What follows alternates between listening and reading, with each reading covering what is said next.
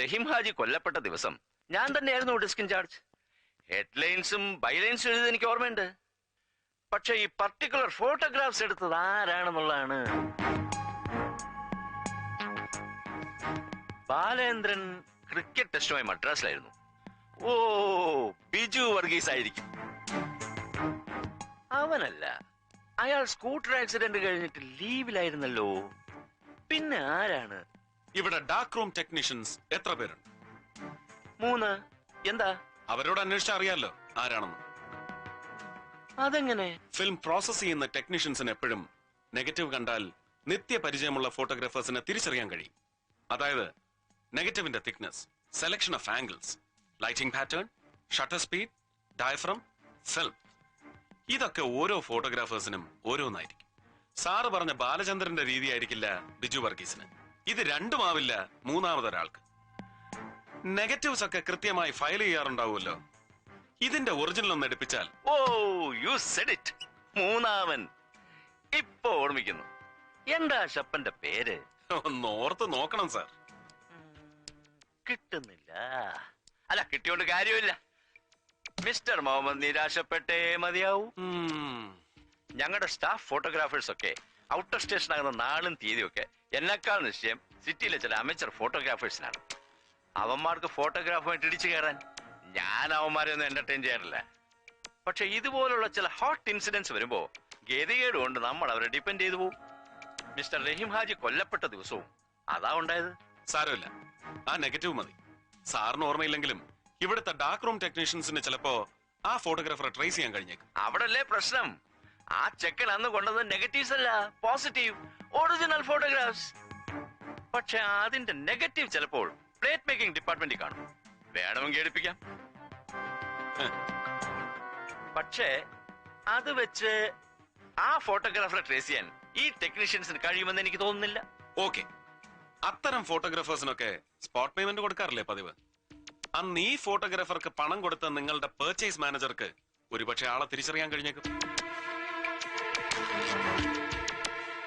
കഴിയില്ല.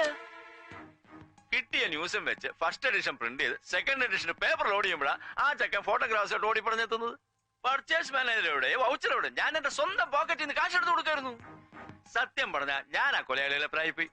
അവന്മാരൊന്ന് advance notice തന്നിരുന്നേ ഞാൻ ബാലേന്ദ്രനെ cricket ടെസ്റ്റിന് അയക്കുമായിരുന്നു. അതെ അതെ, ഇത് വെറും സാധാരണ ഫോട്ടോഗ്രാഫ്സ്. നിങ്ങൾ പോലീസുകാർക്ക് ഇത്ര ഇൻട്രസ്റ്റ് ഉണ്ടാകാൻ മാത്രം I cannot find anything unusual.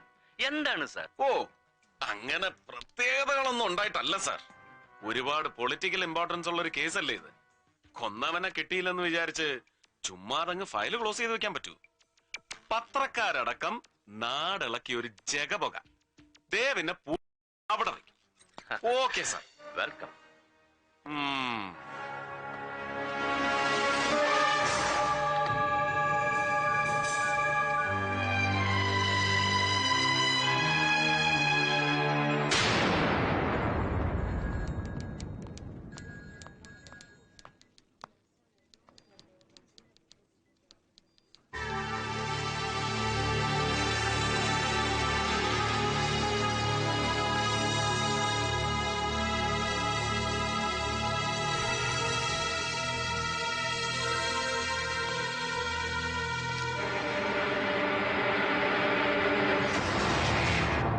നാളെ തന്നെ ആ മാറ്ററിന്റെ ഡെസ്കിൽ എത്തിച്ചേക്കാം sir. Good night. Good night.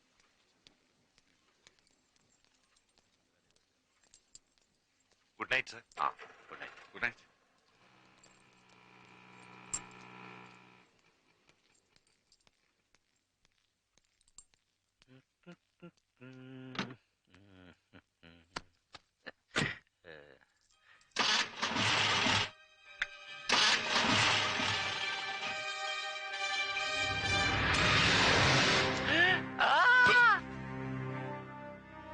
ഒച്ച വെച്ച് വെറുതെ എനിക്ക് ജോലി ഉണ്ടാക്കണ്ട.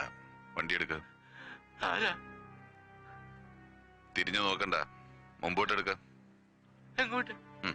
അതൊന്നും അറിയണ്ട. അവിടെ ഒരുപാട് ഐറ്റംസ് കാണാനുണ്ട്. നമുക്കൊന്ന് ചുമ്മാ കറങ്ങിച്ചു വരാം. വണ്ടി വിട്ടോ.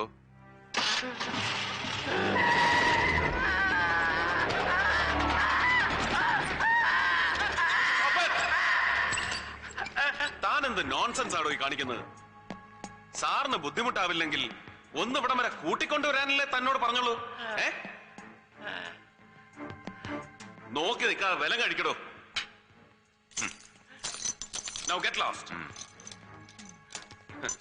I'm sorry sir. ഒരബദ്ധം പറ്റിയതാണ്. സാർ ദയവ് ചെയ്ത് ഇതൊരു ന്യൂസ് ആക്കരുത്. വന്നാ സത്യത്തിൽ മാരാർ സാർ ഇതൊന്നും കാണരുതെന്ന് എനിക്കുണ്ടായിരുന്നു. അവനോട് അതൊന്ന് പറയാൻ വിട്ടുപോയി. അവൻ നേരെ സാറിനെ ഇവിടെ കൊണ്ടുവന്ന് ഭേദിയും തുടങ്ങി. കുറ്റവാളികളെ ചോദ്യം ചെയ്യാൻ മൂന്നാം മുറകളൊന്നും പാടില്ലെന്ന് അങ്ങ് മോളിയിരിക്കുന്നവന്മാർക്കൊക്കെ വിളിച്ചു പറയാം. കെട്ടിപ്പിടിക്കുകയോ ഉമ്മ വയ്ക്കുകയും ചെയ്ത ഏതെങ്കിലും പെരുങ്കള്ളൻ സത്യം തുറന്നു പറയുമോ സാറേ? മൂന്നാം മുറയില്ലാതെ ഒന്നും നടക്കില്ലെന്ന് ഞങ്ങളുടെ അസോസിയേഷന് പൂർണ്ണ ബോധ്യം വന്നതുകൊണ്ടാണ് സർക്കാർ അറിയാതെ സ്വന്തം ചെലവിൽ കേരളത്തിൽ ഇതുപോലെ 3 ടോർച്ചറിംഗ് സെന്റേഴ്സ് തുടങ്ങി വെച്ചത്. ഇപ്പൊ ഇതിന് അടിപിടിയ വളരെ കഷ്ടപ്പെട്ടിട്ടാ എനിക്ക് 2 ദിവസത്തെ ഡേറ്റ് കിട്ടിയത്. ഇന്ന് ലാസ്റ്റ് ഡേയാ. നാളെ രാവിലെ തന്നെ തൃശൂർ SP പാർട്ടി എത്തും ടോർച്ചറിങ്ങിന്. അല്ല സാർ അതൊന്നും ശ്രദ്ധിക്കണ്ട. അകത്ത് ചില ചില്ലറ സെറ്റപ്പുകളൊക്കെ നടക്കുന്നുണ്ട്. നടുവിന് ഐസിന്റെ തണുപ്പടിക്കുമ്പോ സത്യം പറഞ്ഞു അല്ലേ? ഓ എന്നാലും ഒന്നും ഉരിയാടാത്തവന്മാരൊക്കെ ഉണ്ട്. അങ്ങനെയുള്ള ഒരു അണ്ണാക്കിലേക്ക് ഇതേ ഈ കുഴൽ കുത്തിക്കയറ്റും. എന്നിട്ട് ഇതിലൂടെ തിളച്ച വെള്ളം ഒഴിക്കും. കുടൽ വെന്ത് കഴിയുമ്പോഴത്തേക്കും ഒരുമാതിരിപ്പെട്ടവനൊക്കെ പറയും. എന്നിട്ടും മിണ്ടാത്തവനൊക്കെ ഇതുപോലെ ഐസിലോട്ട് അങ്ങ് മരത്തി കിടക്കും. എന്നിട്ട് കാൽപാദം രണ്ടും ഇങ്ങനെ കൂട്ടി പിടിക്കും. തലച്ചോറിൽ നിന്നും പുറപ്പെടുന്ന ഞരമ്പുകളുടെ എൻഡിങ് പോയിന്റ് ഇതാണ്. ഈ അയൺ റാഡ് തീയിൽ വെച്ച് പഴിപ്പിച്ച് കാൽ വെള്ളയിലേക്ക് ഇങ്ങനെ അടിക്കാൻ അറിയാവുന്നവൻ അടിച്ചു കഴിഞ്ഞാലുണ്ടല്ലോ ഇവന്റെ തലമണ്ട പൊട്ടി തലച്ചോറും ചോരയും പുറത്തു വരും. കണ്ണീന്നും ചെവിന്നും ഒക്കെ ചുളിച്ചുളാന്ന് ചോര വരും. ഇതൊക്കെ സെക്കൻഡ് വേൾഡ് വാർ കാലത്ത് ജാപ്പനീസ് ടോർച്ചറിംഗ് ടെക്നോളജിയുടെ മെത്തേഡ്സ് അല്ലേ? എനിക്ക് വീട്ടിൽ പോണം. ഒരു ചായയൊക്കെ കുടിച്ചിട്ട് പോവാൻ ചേട്ടാ. എന്താണോ അവിടെ? ഇവിടെ മനുഷ്യന് ചെവിതല കേൾക്കണ്ടേ? അവന്റെ വായി വല്ല തുണിയോ ചകിരിയോ പിണ്ണാക്കോ വല്ല കുത്തിക്കേച്ച്. എടോ സൂപ്രണ്ടേ, വെറുതെ മെത്രാണച്ചനെ കുർബാനയെല്ലാം പഠിപ്പിക്കരുത്. അവന്റെ വായിൽ തുണിയല്ല, അമേരിക്ക മാവും ഫെവിക്കോൾ കൂടി കൂട്ടി കുഴച്ച് തിരികെ തള്ളിക്കയറ്റിട്ട് പുറത്ത് പ്ലാസ്റ്റർ ഒട്ടിച്ചതാ. കുനിച്ചു നിർത്തി നഷ്ടലിൽ ഒടിയണ വരെ 4 കയറ്റങ്ങൾ കയറ്റി ഇപ്പൊ പശയും പ്ലാസ്റ്ററും കൂടി തള്ളി പുറത്തു പോന്നു. ഞാനെന്ത് ചെയ്യാനാ? ഈ മാരാർ സാറിനോട് ചോദിച്ചറിയാം. എന്നെ കുറിച്ച് പണ്ട് ഫീച്ചർ എഴുതിയ ആളല്ലേ പത്രത്തില് തുടർച്ചയായിട്ട്. ഞാൻ പോയേച്ചിങ് വരാം.